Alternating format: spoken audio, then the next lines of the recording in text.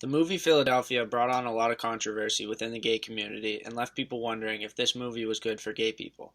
Did it give off the right image? Was it accurate? And would its success mean a more gay-friendly cinema? For many, this answer was no, and in an article by gay activist Larry Kramer titled "Why I Hated Philadelphia" said with reluctance that this film simply wasn't good enough.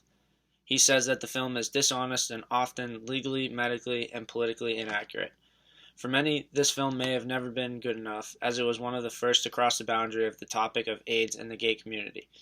While many people didn't like it, there were plenty that did, and director Jonathan Demme said that any kind of debate about a movie is always stimulating and in public interest in the film. Translation: controversy sells. Similar to the old saying that no publicity is bad publicity. In a controversial topic of the time, any conversation was better than no conversation, which was the case in movies at the time.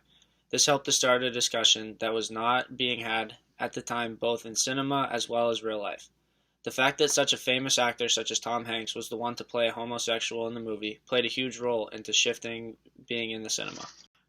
If Forrest Gump and Woody could portray a gay person, then other actors felt comfortable doing it as well. He was a pioneer for many actors to come. This influence was highlighted in an HBO show called Entourage.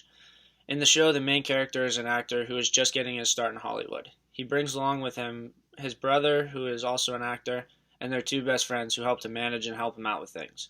In one episode, the main character is offered a role, but the catch is there is a gay scene in it for him. He loves everything about the movie except for this scene. While his friends help him to decide whether or not to take this role, they talk about other famous actors taking roles portraying gay people.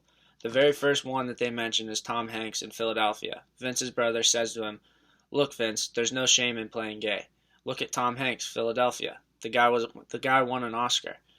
This show was released in 2004, which was just 11 years after Philadelphia was released. Philadelphia was written based on a true story after a man named Jeffrey Bowers. In real life, Jeffrey Bowers was a lawyer who was wrongfully terminated after being discovered to have had AIDS, just like the storyline of Philadelphia. TriStar Films was actually sued by the Bowers family after the movie was released. Their basis was that the Bowers family should have been compensated since the movie was based on Jeffrey. They make claims that one of the developers of the movie, Rudin, had spoken with Bowers' lawyer, attended court sessions of the Bowers case, and talked with Bowers' friends and family. He spoke with them specifically about making a film about AIDS. This movie was significant in getting Hollywood's foot in the door on the topic of homosexuality and AIDS. The foot in the door phenomenon is the tendency for people to comply with large requests after first agreeing to a small request. Director Jonathan Demme was aware of this, and while many people critiqued the inaccuracies and inconsistencies with the gay man Tom Hanks was playing, he suggested that he didn't want to do too much at once. He said, "When we see two men kissing, we're the products of our brainwashing. It knocks us back 20 feet. I didn't want to risk knocking our audience back 20 feet with images they're not ready to see."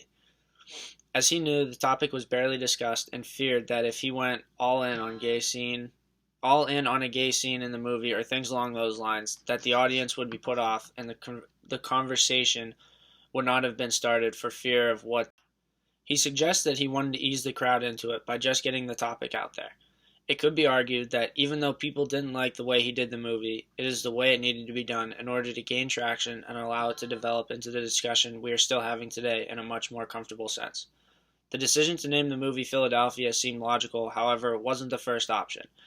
Aside from the other titles such as At Risk, People Like Us, and Probable Cause, the city of Philadelphia wasn't always going to be the setting.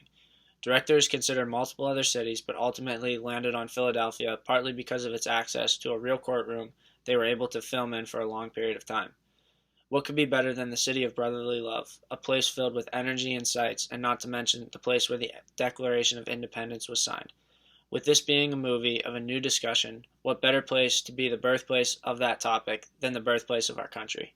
My question to you is, are there any other films or texts in general in recent history that have touched on difficult topics that have started larger conversations such as Philadelphia? What was the film or text, and what kind of impact do you think they will have on the future as the conversation develops?